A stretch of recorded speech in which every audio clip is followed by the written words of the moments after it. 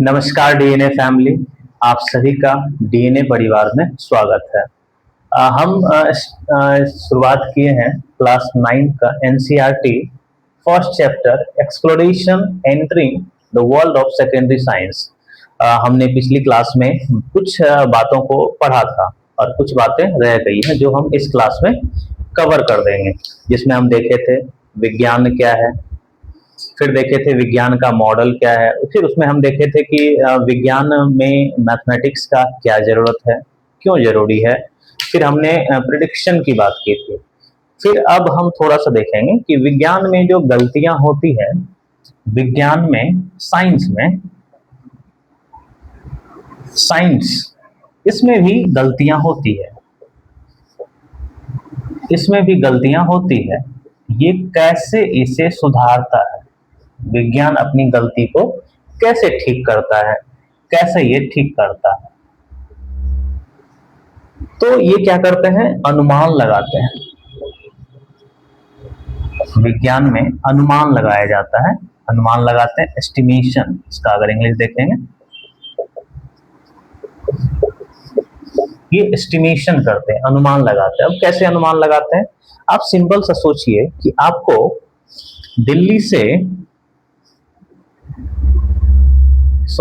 पटना से दिल्ली जाना है।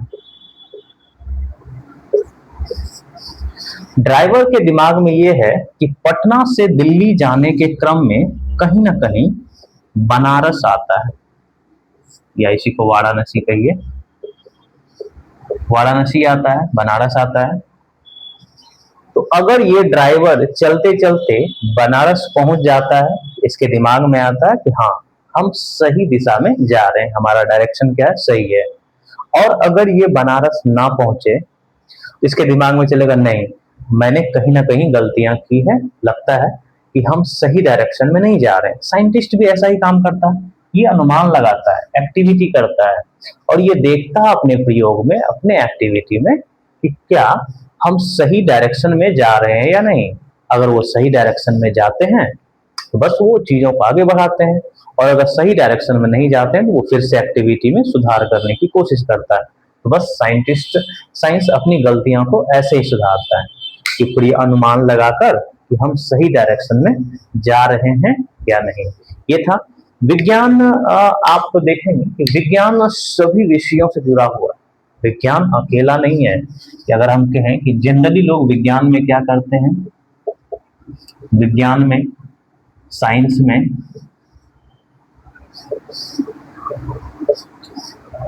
में फिजिक्स, केमिस्ट्री, बायो को काउंट करते हैं, फिजिक्स, केमिस्ट्री और बायोलॉजी को काउंट करते हैं। लेकिन क्या विज्ञान में केवल इसी का जरूरत है, या केवल आप इसी को देख रहे होते हैं? विज्ञान में फिजिक्स, केमिस्ट्री, बायोलॉजी नहीं, विज्ञान में और भी सब्जेक्ट आते हैं। जैसे मैंने कहा था मैथमेटिक्स, मैथ्स और साइंस। जब आप ज्योग्राफी पढ़ते हैं,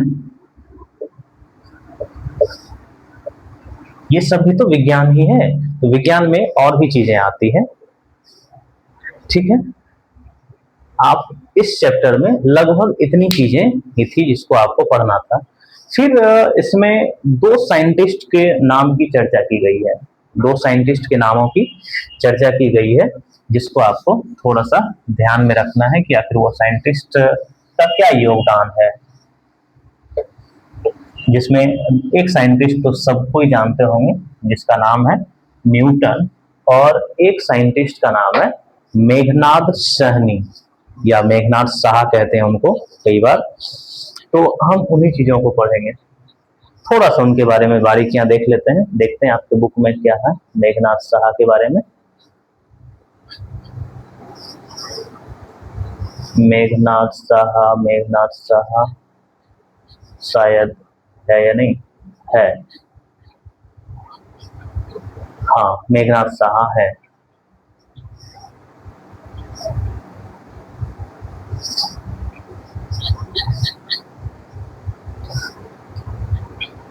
मेघनाद साहा, चलिए पहला हम लोग देखते हैं। इसमें दो साइंटिस्ट का चर्चा किया गया है। एक है मेघनाद शाह। अगर आप इंग्लिश में देखेंगे इसको तो क्या लिखेंगे? मेघनाद।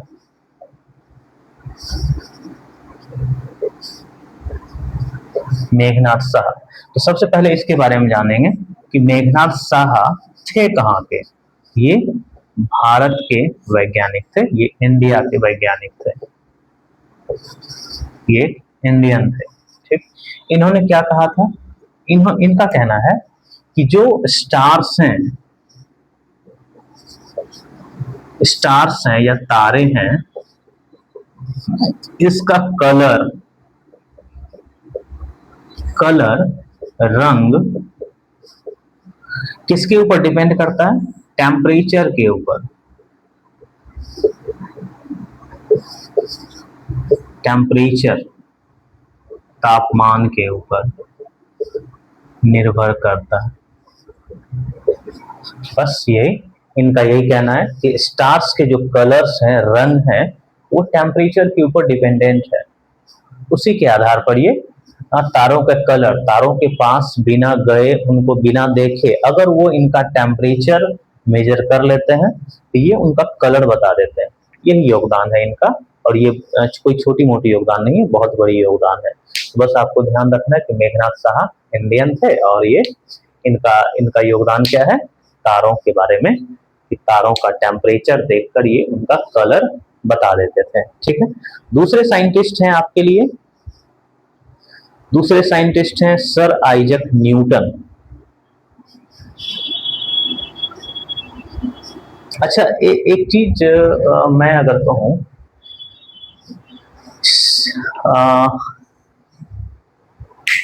स्पीड ऑफ लाइट, अगर आप यहां पे देखेंगे,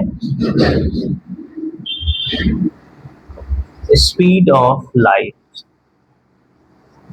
लाइट को डिनोट किया जाता है सी से।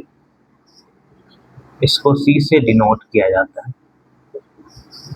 क्यों स्पीड ऑफ लाइट को सी से डिनोट किया जाता है? क्यों? इसका जवाब आप हमें कमेंट बॉक्स में बताइए, मैं अगली क्लास में इसका जवाब दे दूंगा। ठीक है। अब दूसरा देखते हैं न्यूटन के बारे में। पूरा नाम नहीं लिखूंगा, आप तो देख लेंगे, बस मैं सिर्फ न्यूटन लिखूंगा।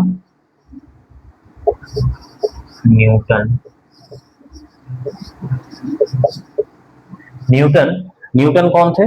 न्यूटन के बारे में आपको पता है, इन्होंने दो चीजें, सबको पता है कि इन्होंने जो दिया है उदाहरण, इनका ये अपनी पुस्तक में क्या बताते हैं? दो चीजों के बारे में ये रूल बताते हैं, जो मैंने कहा था लॉ, प्रकृति में होने वाली बार बार घटनाओं को इन्होंने ऑब्जर्व किया था। तो ये इन्होंने प्रकृति के बारे में जो घटनाएं हो रही है उनका वर्णन किया था। और ठीक है, इसके बाद इन्होंने इनका योगदान क्या है? दो चीजों में इनका योगदान है। एक तो मोशन के बारे में, गति का नियम दिए थे, और दूसरा ग्रेविटेशन।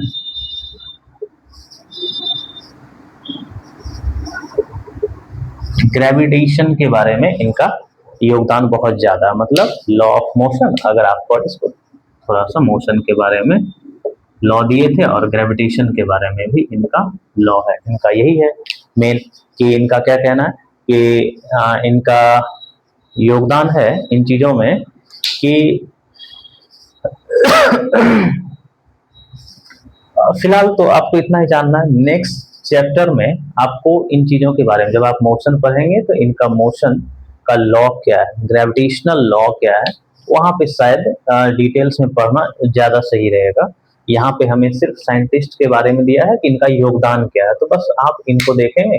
मेघनाद शाह है और न्यूटन है, इनका योगदान है। न्यूटन का योगदान है लॉ ऑफ मोशंस के बारे में जानकारी, और ग्रेविटेशनल लॉ ऑफ ग्रेविटेशन के बारे में जानकारी इनके द्वारा दिया गया था लॉ, जबकि इनके द्वारा दिया गया स्टार्स के कलर्स के बारे में। तो आपका इस तरीके से exploration entering the world of secondary science की क्लास समाप्त होती है, और हम अब दूसरे क्लास जो शायद बायोलॉजी से है, सेल टॉपिक है, तो हम उसको कवर करेंगे। ठीक है, नमस्कार। आप सभी स्वस्थ रहिए, मस्त रहिए और हमारी क्लास को देखिए और कुछ सीखिए, सीखने का प्रयास कीजिए। और अगर हमसे कहीं कुछ आपको लगे कि मैं कहीं कुछ गलती कर रहा हूँ या कुछ चीज़ों को छोड़ रहा हूँ, तो आप हमें कमेंट में बताइए। मैं उसे कवर करने की कोशिश करूँगा और अगर मुझसे कहीं कोई गलती हो रही है तो मैं उसे सुधार भी ज़रूर करूँगा। नमस्कार, थैंक यू।